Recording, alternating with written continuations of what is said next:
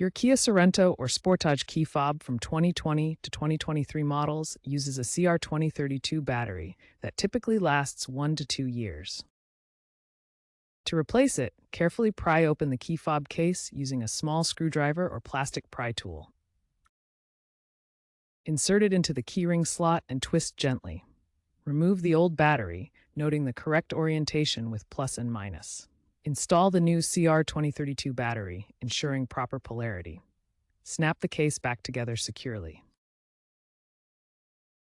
Remember to use a high-quality, fresh battery to avoid premature failure and erratic signals. Avoid metal tools to prevent scratches. Many 2023 and later models have a slight design improvement with a plastic tab for easier opening.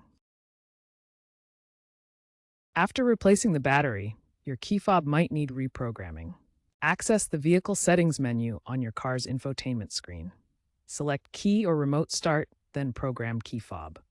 Follow the on-screen prompts to pair the fob, which usually involves cycling the ignition or pressing buttons on the fob.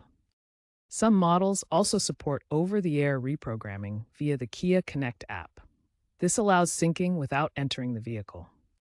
If issues persist after reprogramming, consult your Kia dealer.